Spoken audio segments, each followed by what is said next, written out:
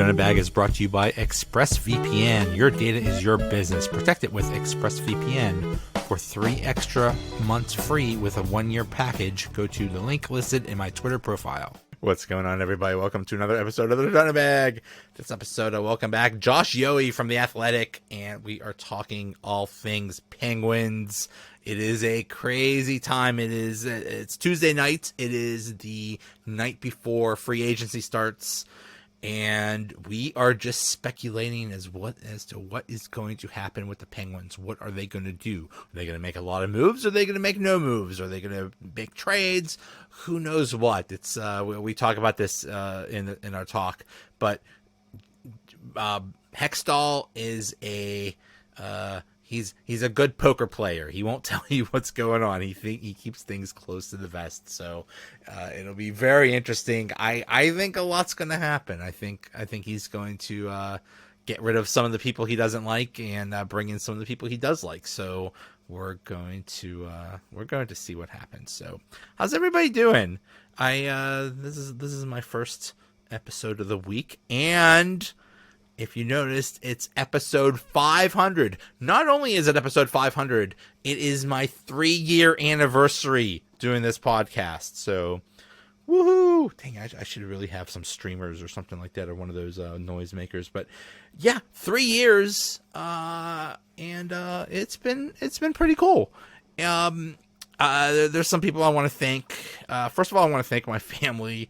They put up with this weird schedule, and sometimes the schedule is pretty crazy because I have to fit it around when I could talk to people and things like that. So they have to put up with my schedule. They have to put up with me in my making noises, although I kind of have like my own little podcast studio, so that's I try to stay away from them in that. But so I want to thank them for accommodating me.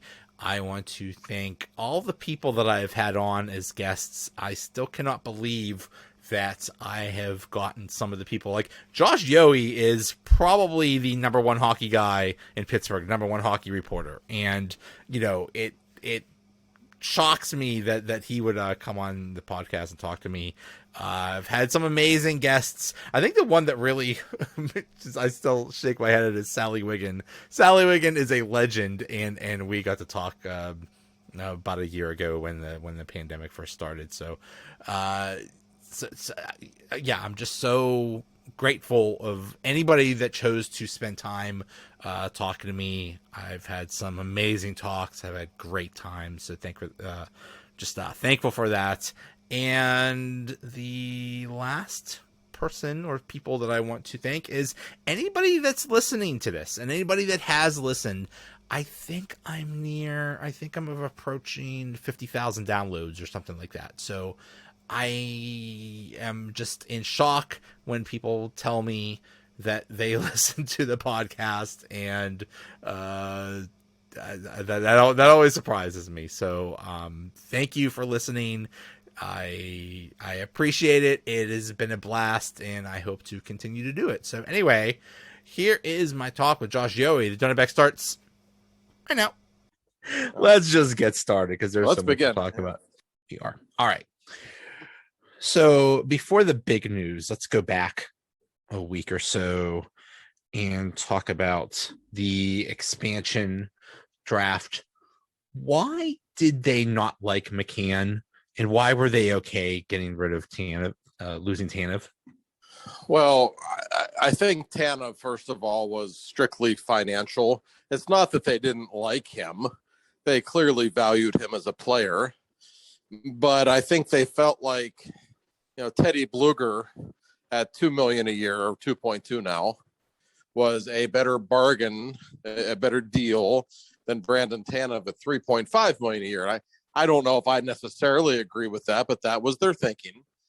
And I also think, believe it or not, that if getting Malkin's health had something to do with it. Malkin's not going to be ready for the start of the season.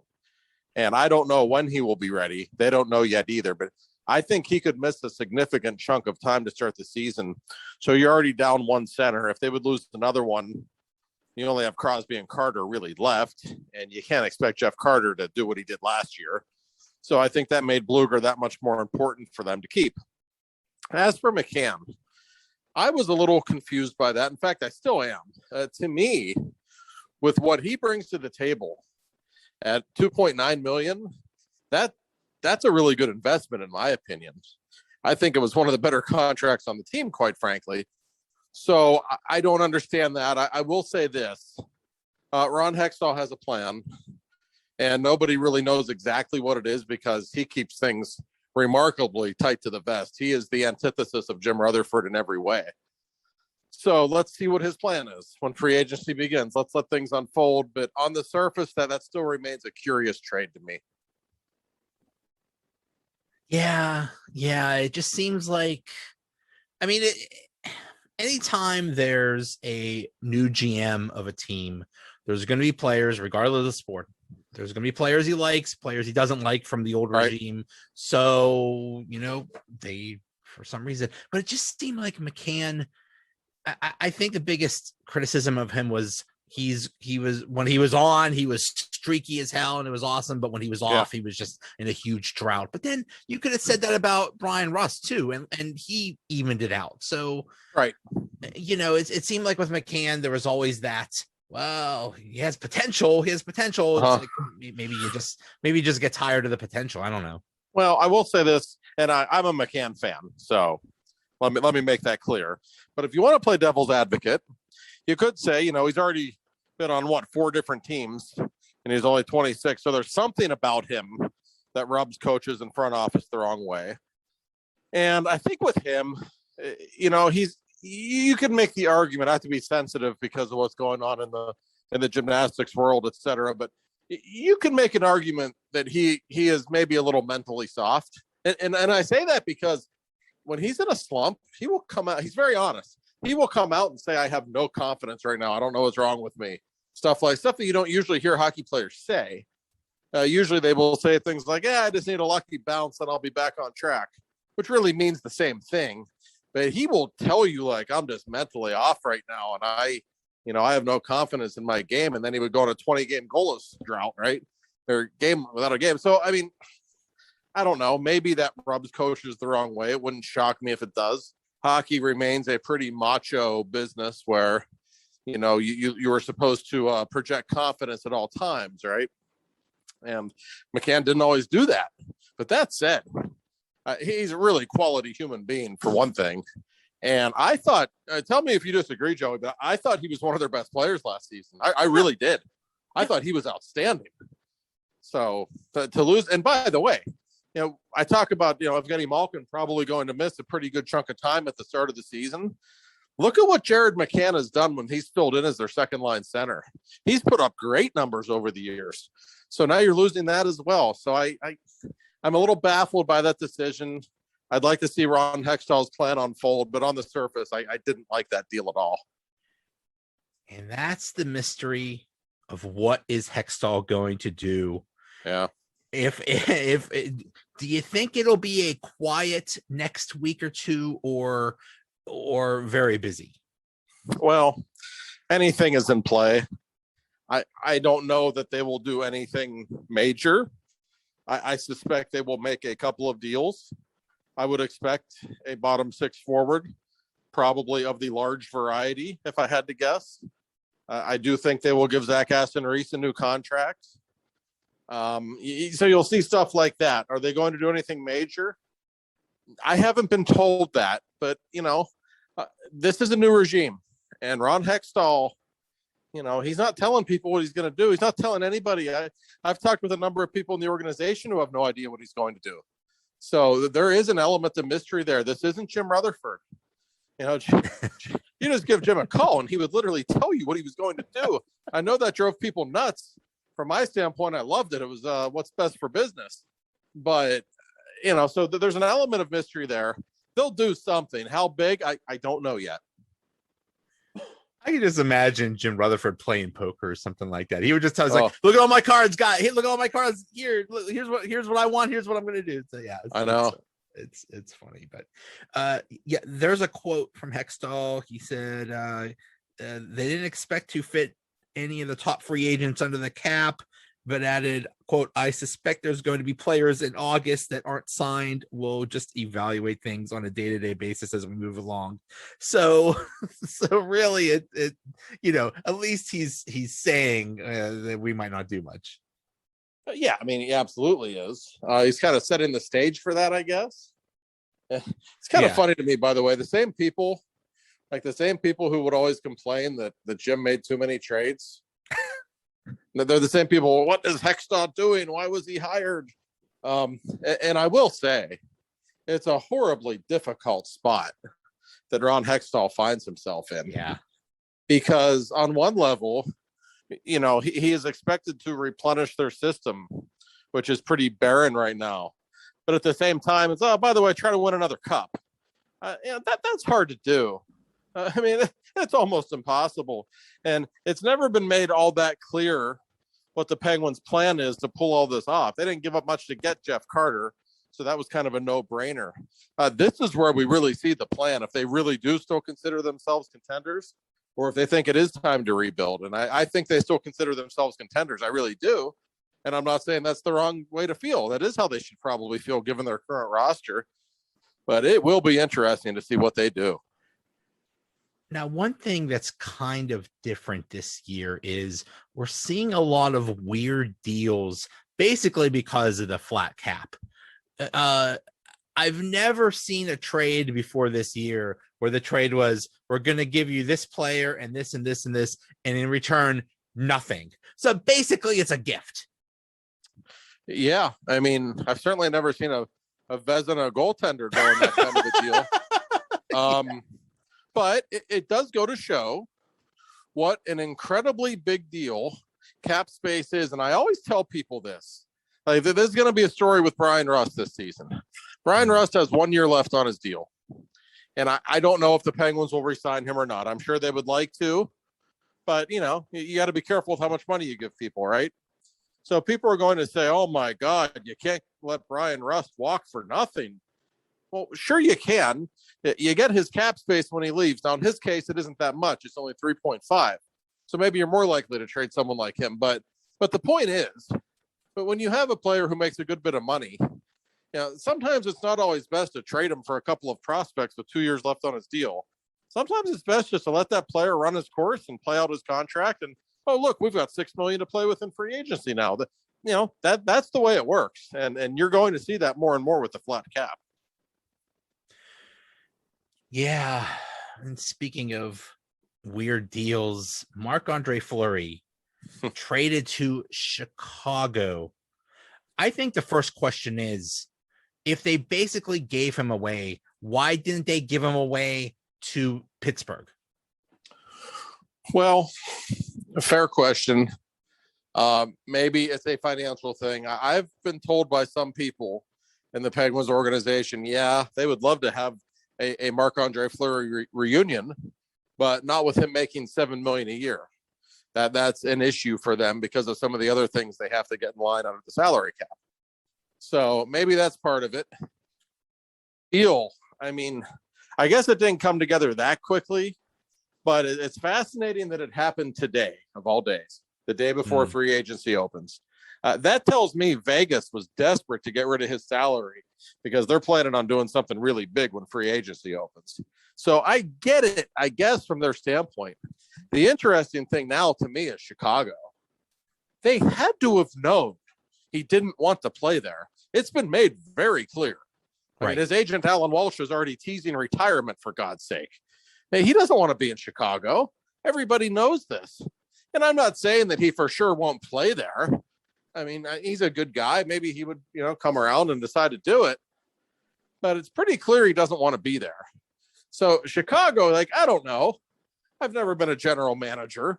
But in my experience, especially when it's a future Hall of Famer, a huge name who makes a lot of money, who's at the end of his career, you're going to, touch base with this guy and say, hey, do you want to play here? You don't just make that trade without talking with his representation. But I guess you can argue, hey, Chicago just got a big asset and they didn't have to give up anything to get him. So maybe their plan all along is to flip him in a trade. I haven't been told that, but it makes more sense than just acquiring a guy and letting him retire. I think it goes back to what you said. How valuable is cap space? Yeah. Chicago had the cap space. They got a valuable asset for nothing. Now, right. And you're right. Anybody that knows Fleury knows that. I mean, heck, when he was when he went to Vegas, I mean, like he consulted everybody and he checked to make sure, because it was to see what was best for his family. So right. Yeah, he's not just gonna be a journeyman that just goes anywhere. He's gonna look out for his family. And yeah, coming back to Pittsburgh would make sense. But yeah, it's a good deal for Chicago if you could turn around and flip him for an actual trade and get actual things back for him. Yeah, you're right. I mean, and I know Fleury pretty well, and I know the people around him pretty well. And it's been made quite clear to me that he was happy to stay in Vegas, and Pittsburgh was really the only other team he'd be interested in playing for. This is a guy who is in the Hall of Fame. We know this, okay? He's made about $75 million in his career. He's got 3 cups. He's done everything there is to do. Now, he is third on the all-time wins list behind only Brodeur and Waugh. And for a kid from Quebec to have a chance to pass one of those, if not both, that's a big deal. Of course it is. So it's not like he has no reason to keep playing, but I think he would only want to keep playing on his terms at this point. And Chicago has to be aware of that. But you're right. If you're Chicago, okay, you don't have to give up anything. If you can flip him to Pittsburgh for a couple of draft picks, for a Marcus Pettersson, if you like him, for a Tristan Jarry, if you like him, maybe a Brian Rust, even though that might seem like a lot to give up. But if the Penguins aren't really serious about bringing him back the next year, maybe they'd consider that. If you're Chicago, it makes a lot of sense. And you know, it's funny. I should mention this. Back in October, Jim Rutherford had a deal done to bring Marc-André Fleury back to Pittsburgh. It was done. The only thing that it required was the consent of ownership in Vegas. And Bill Foley, who owns Vegas, told the general manager that he was not going to trade Marc-André Fleury, and that he particularly was not going to trade him back to Pittsburgh because he liked the idea of Fleury, you know, being remembered as a Vegas goaltender more than a Pittsburgh goaltender. That was a big deal to him. So maybe he just didn't want to do business with Pittsburgh. I don't know. And then there is this, Joey. And you know, again, I think I mentioned this earlier. I don't know what Ron Hextall thinks of Marc-André Fleury. I assume he's a fan. I think most people would be, but I haven't been told that. Ron doesn't tell people that kind of thing. I know Mario Lemieux would love it. Exactly. I know David Morehouse would love it. It doesn't mean Hextall, and I bet Mike Sullivan would too. And I know Sidney Crosby would. So, hey, those are a lot of powerful people, but those still aren't the people who are hired to make this decision. So it's all very interesting. But it wouldn't be the first time Mario said, hey, go get this guy. Well, that's true. So, you know the Sergei Gonchar story? No, what's that? Craig Patrick, he was the GM in 2005 after the lockout, and he wasn't used to spending money. He really wasn't, because for years the Penguins were broke. And all of a sudden, with the new CBA, they had this money to spend. In the first 3 days of free agency, he didn't get anybody. And Mario finally walked into his office, and he said, Craig, let's go get some people. And Patrick was like, is it okay if I really spend this money? And Mario was like, yes. And as the story was told to me, and of course you wouldn't know the story because I probably shouldn't even be telling it, but whatever. as the story was told to me, Mario literally like pointed at Gonchar's name on a piece of paper. He said, he's good. We should get him. And that's what they did. Wow. You know, it's just funny how things like that work. It's like, you know, you think there's all this, you know, analytics and all these negotiations and stuff, and sometimes it's simple as, hey, go get that guy. But, yeah, that's right. Now in some organizations, analytics might rule the day, but not in the Pittsburgh Penguins in 2005. I promise. It just floors me how. Okay, so there's that story of, you know, Vegas wanted to keep Fleury and veto a trade to Pittsburgh because they wanted him to, you know, be associated with them. And then the way they let him go, they didn't even tell him. He finds out on Twitter. My goodness, how disrespectful. Yeah, it was. And I have the privilege of getting to go on the road to every game the Penguins play pretty much. So I've been to Vegas a handful of times to see the Penguins play there.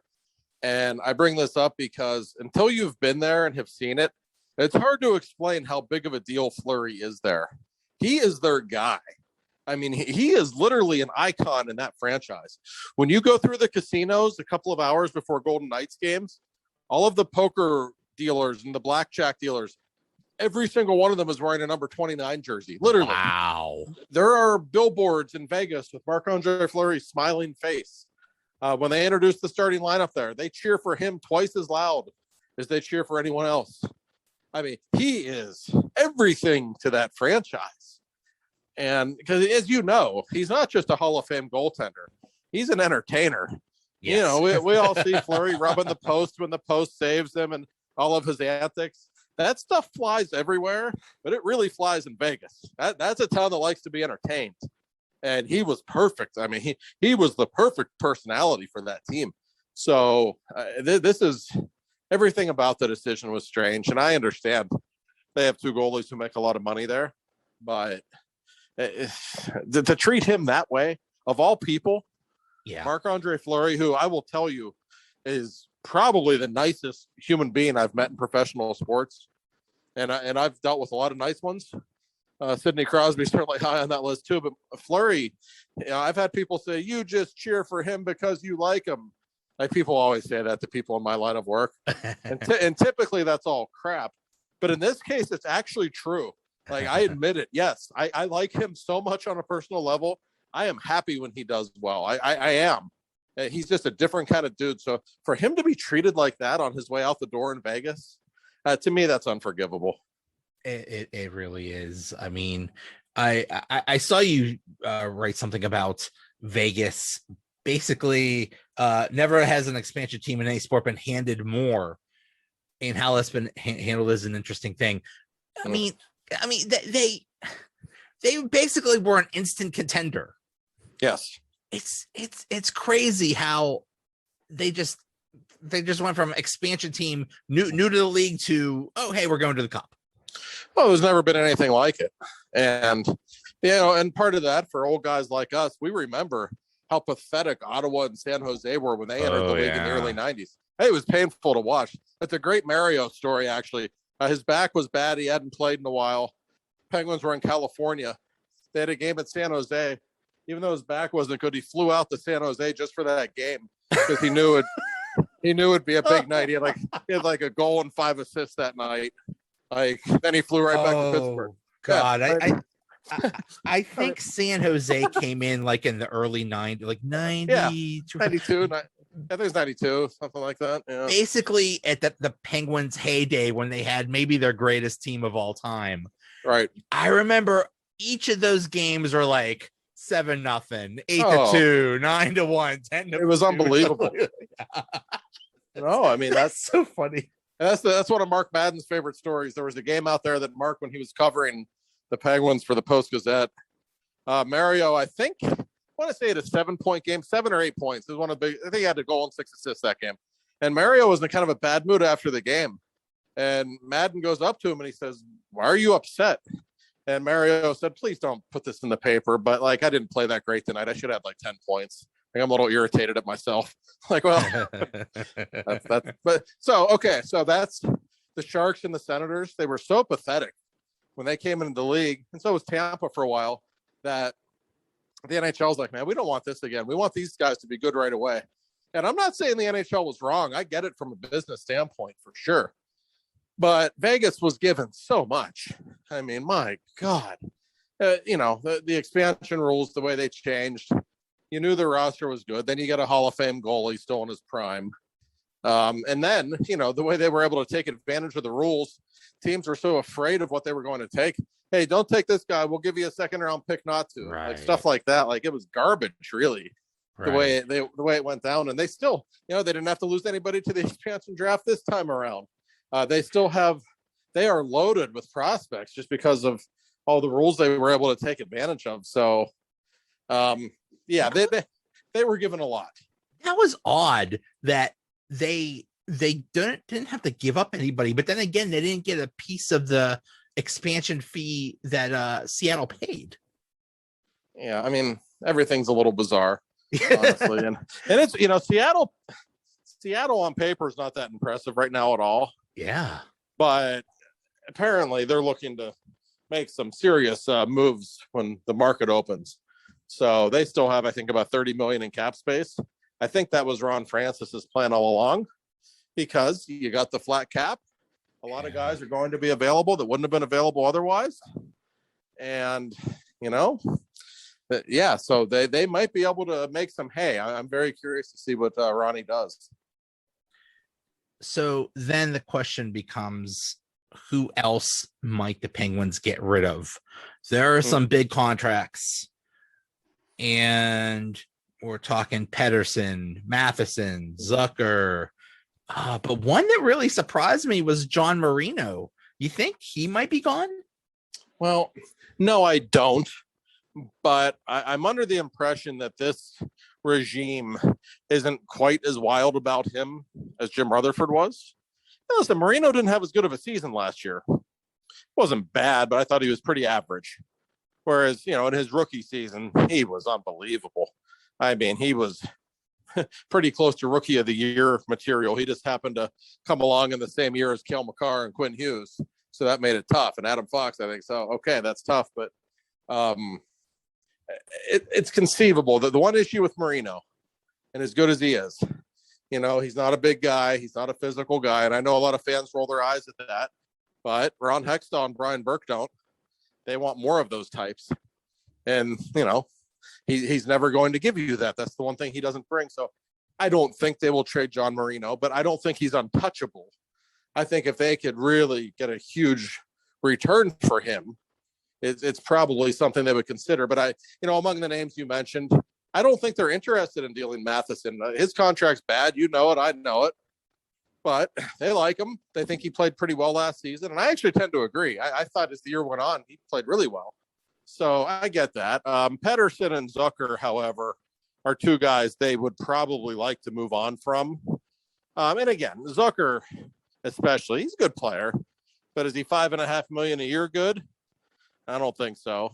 I don't think many people think that. He just hasn't fit in with Pittsburgh for whatever reason. He doesn't have a whole lot of chemistry with Crosby and Malkin. So, yes, they would love to deal him. And Pettersson, he's just okay. He's just an average defenseman who doesn't really have any offensive upside. You're paying him a little more than $4 million a year, and you got P.O. Joseph ready to play. That's just too much. So I think of all those guys, Pettersson's the most likely to go. But I would expect one of those guys that we mentioned will go really for, salary cap relief more than anything else. So as of right now, they lost McCann, Tanev, probably CC. Yeah. Is there anyone they could get to replace them on the cheap? Is there anyone in this system that they could replace them with?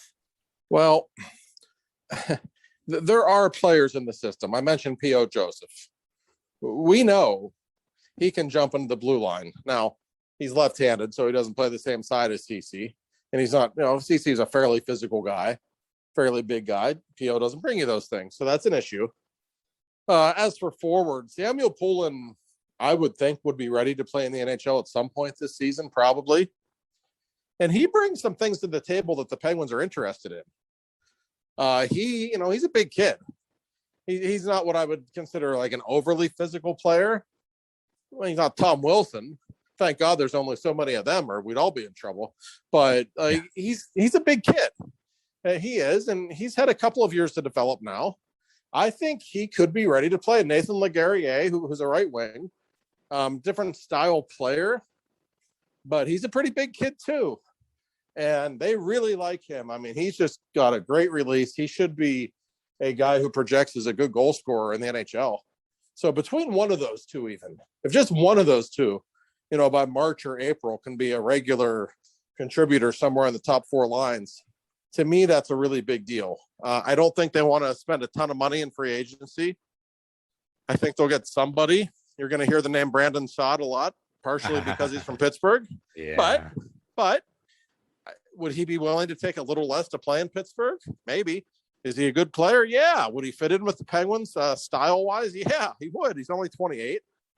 And I've heard, I know Brandon, I know people close to him. I've heard that that's something that he would certainly consider, assuming he doesn't go back to Colorado. And Colorado's got his hands full with Landeskog and Grubauer, so I don't think Saad's their top priority right now. So that's a name to consider. The only problem with Brandon, somebody might just offer him way more than the Penguins could. Yeah, because he's he's a good player. He'll score you 20, 25 goals. He's got a couple of Stanley Cup rings. He's only 28. You don't want to get into a bidding war if you're the Penguins because you really can't. But a name to at least consider that I know he would be interested in playing here if the price were right. Put it that way. What about Zach Parise? They've always liked him. He and Sidney Crosby really good friends. They both played at Shattuck St. Mary's in Minnesota. I don't believe they played at the same time, but they have that connection because they both played there when they were 15. So they know each other. He can still play, but I would be very careful with how much money you would give him. He gets hurt a lot. He's starting to break down. And to me, he's not a top tier player anymore. If he's on your third line, that's great. Second line, maybe. But I just don't think he's anywhere close to the dynamic player that he was 5 or 10 years ago. So he's a guy that they'll pay attention to. But I don't see them signing him on day one of free agency. Put it that way. If he's still around after a week and he only wants, a couple of million or something, yeah, they'd probably consider him. I'm sure they would. But it strikes me as a guy that someone's just going to give more money to than he really deserves. Yeah. I guess you could also say to him, it's like, hey, dude, you already made enough money. You got that crazy contract. Easy for us to say, but it's right. And I always tell people say he's made $100 million. Why should you care? And I know I said that about Fleury too, but if I'm Fleury, I wouldn't retire. You know why? There's still $7 million out there. That's why. Maybe I won't need that money, but maybe my great grandkid could use it. I don't know. Yeah. It's hard to turn that down. All right, sir. Oh my! I just have a feeling tomorrow is going to be a lot of fun. Well, and Penguins Twitter will handle it very calmly and won't go crazy at all. Oh, I would expect nothing less. I would expect a completely rational and reserved and a non-judgmental tone from Penguins Twitter. And I'd be shocked if we saw otherwise. But that's okay. It's part of the fun. Sometimes I get irritated by that. But then I'm reminded that, I cover this team and people really give a damn about them. So there's something cool about that, even if some of the responses are a little over the top. Yeah, I mean, people were going crazy about losing McCann and Tanev. It's like, oh, okay. I think Rob Rossi said that. It's like, oh, you guys care about other things than just Crosby and Malkin. That's cool. No, it's true. I didn't realize how many ladies love Brandon Tanev in town until he left. I noticed everyone on my timeline who was especially upset was of the female persuasion. That's okay. Yeah, that's not my subject. I mean, anytime I think about Tanev, I think about that picture of him looking like he saw a ghost, and he claims that he did see a ghost, which is right. And that's I just love that. I think that's not a new thing with him. I think like anytime he takes a picture, he has that look, which is just brilliant. Well, they're gonna miss him. Yeah, I mean, make no mistake, that guy's a hell of a player. He really is. So I thought he was their best bottom six player, quite honestly. So we will see if they're able to replace him. It won't be easy though. I was going to say I'm kind of worried about the fourth line now, but the fourth line wasn't going to be the fourth line anyway because Bluger's probably going to be the third line center, right? That's right. But when the season starts, yes. When Malkin's back, that will be back to being the fourth line. We'll see. I think Aston Reese is okay. I don't think he's anything special personally. I know the analytic community loves him. I've never been blown away. He's very good defensively. You'd like to see him score a little more regularly. But that said, Aston Reese and Bluger, that's 2/3 of a pretty darn good fourth line. They will try to replace Tanev, but he brought a lot to the table. He really did. Yeah.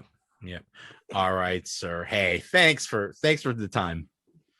Joey, it is my pleasure as always. Take care, man. Awesome. All right. I'll see you.